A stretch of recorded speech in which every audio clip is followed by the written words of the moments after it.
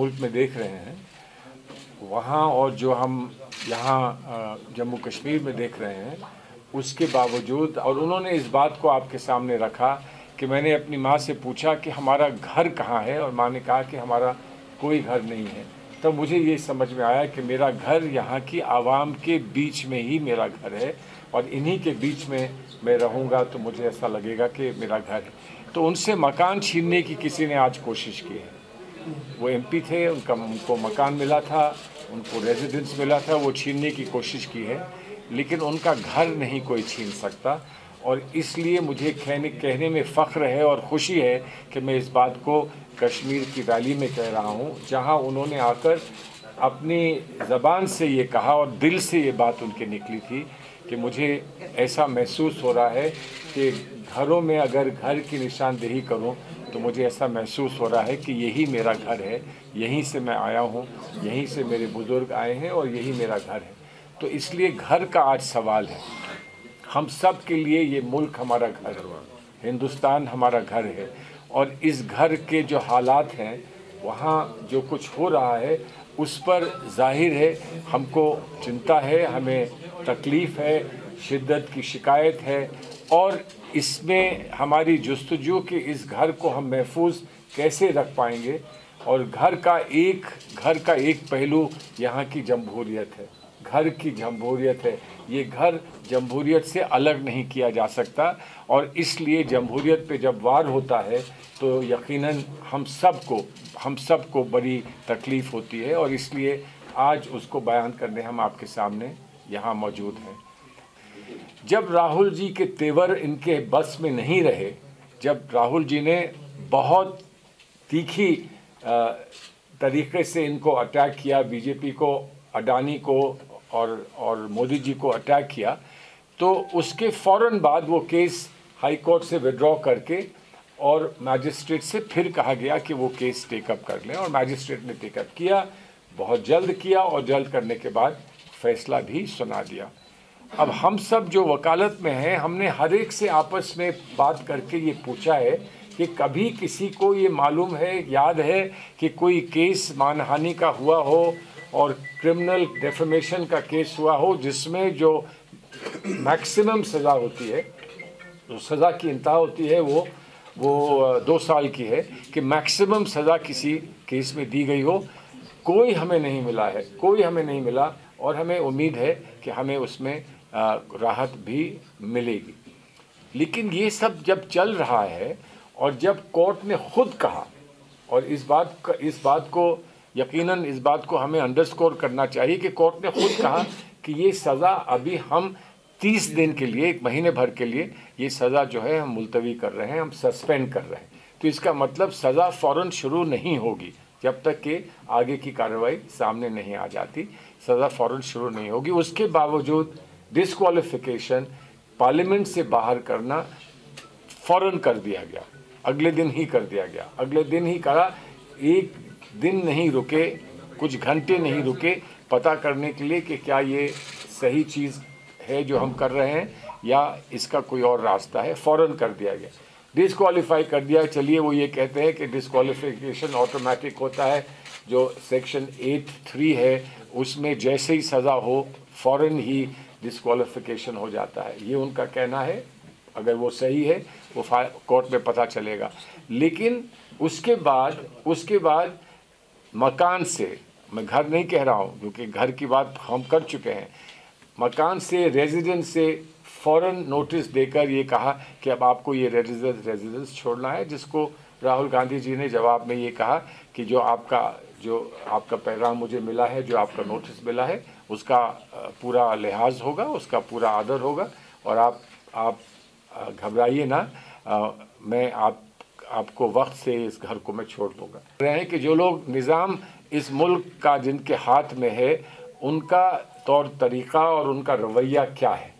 जब ऐसा नहीं है, आप भी जानते हैं, हम भी जानते हैं कि बहुत सारे ऐसे केसेस हैं जिसमें बहुत लंबे अरसे तक घर में रहने की इजाज़त दी है, इसी हुकूमत ने दी है, और कई उसके वजूहात होते हैं, और उनके पास ये पावर होता है, लेकिन एक सीनियर लीडर को, ऑपोजिशन पार्टी, सबसे बड़ी ऑपोजिशन पार्टी के सीनियर मोस्ट लीडर के साथ ये तरीक़ा अपनाया जाए, ये अच्छी बात नहीं है इस मुल्क के लिए और इस मुल्क के निज़ाम और इस मुल्क के तौर और तरीक़े पर के लिए ये अच्छी बात नहीं है।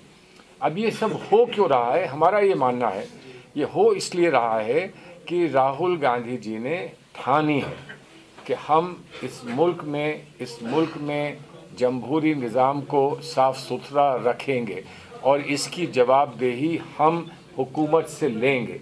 और हुकूमत से किस बात की जवाबदेही है कि क्या कोई ख़ास ऐसा ताजिर है, कोई ख़ास ऐसा इंडस्ट्रियलिस्ट है जिससे आपको ख़ास मदद मिलती हो या जिससे आपका कोई ख़ास रिश्ता हो और जिसकी वजह से उसे आप आउट ऑफ वे जाकर फेवर करते हैं। और उसके लिए हमने इस बात को वाज़ेह किया है कि उन्हीं के जहाज़ में, अडानी के जहाज़ में मोदी जब वज़ीर आज़म बनने का ओथ लेने आए थे तो मोदी के जहाज़ में बैठकर आए। और तस्वीरें हैं जिसमें मोदी जी अडानी के जहाज़ में उनके साथ बैठे हैं और मुस्कुरा रहे हैं, हंस रहे हैं। और भी तस्वीरें हैं जहां SBI के चेयरमैन के साथ ऑस्ट्रेलिया में प्राइम मिनिस्टर और अडानी बैठे हैं। फ़ौरन बाद उसके बहुत बड़ा लोन SBI ने अडानी साहब को दिया। उसी के साथ कई और ममालिक हैं, जैसे बांग्लादेश है और ममालिक हैं जहां पर बहुत बड़े फ़ैसले लेने के लिए प्राइम मिनिस्टर ने दूसरे प्राइम मिनिस्टर से जब बात की और वहाँ से ही ये बात वाज़ेह हुई है, वहीं से ये बात साफ आई है कि उन्होंने ये इशारा किया बल्कि कह दिया कि हम ये करेंगे जब अडानी को ये कॉन्ट्रैक्ट मिलेगा।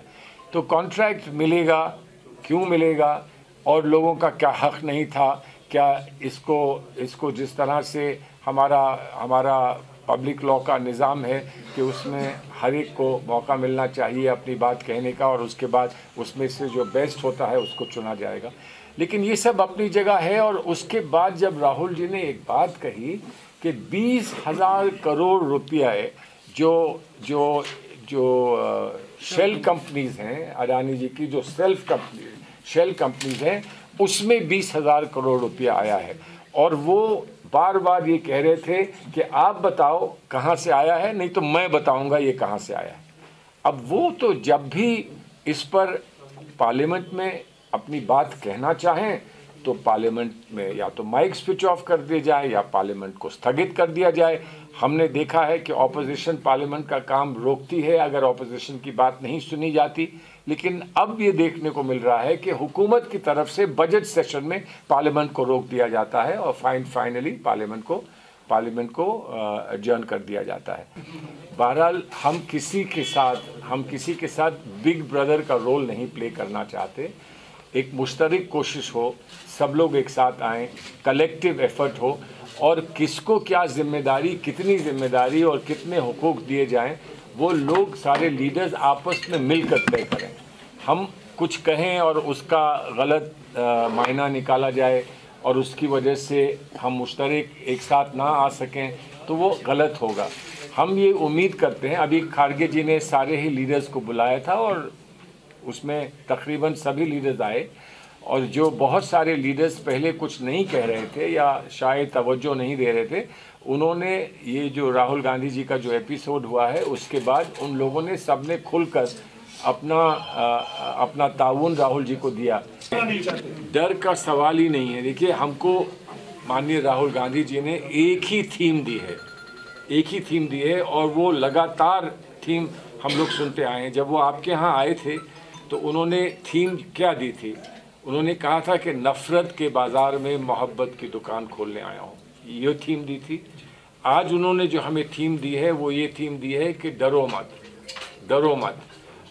ये चीज़ नहीं बताती कि हम कमज़ोर हैं, लेकिन हाँ, गिनती में हम कमज़ोर हैं, हमारे पास कम लोग हैं, पार्लियामेंट में कम लोग हैं। इसी को पलटना है, इसी को हमें रिवर्स करना है। और देखिए, जो इतनी बहुत सारी पार्टीज हैं, हर एक पार्टी का अपना मंसूबा है, हर एक पार्टी की अपनी सोच है, हर एक पार्टी के अपने एम्बिशंस हैं। तो वो पार्टी सब कुछ समझने के बाद इकट्ठा हो जाएं। कुछ लोग हैं, कुछ लोगों ने आपके कश्मीर के लीडरान ने बहुत खुलकर सपोर्ट किया है, द आइडिया ऑफ यूनिटी को बहुत खुल के सपोर्ट किया है। तमिलनाडु में डीएमके ने बहुत खुलकर सपोर्ट किया है। लेकिन कहीं कहीं लीडर्स ने थोड़ा सा इसमें तकल्लुफ़ किया कि अभी नहीं, अभी सब सोच लें, बात कर लें। इसमें वक्त लगता है और ये बात सही है, ये सब लोग मान रहे हैं कि इस वक्त एक ताकतवर ऑपोजिशन को तभी हम बना पाएंगे जब हम लोग सब इकट्ठा हो जाएंगे। अलग अलग अगर हम अपनी गाड़ी अलग अलग चलाएंगे तो मुमकिन है कि हम इस गवर्नमेंट को वो जवाब ना दे सकें जो इस वक्त लाजमी है और जो इस वक्त का तकाजा है। तो वक्त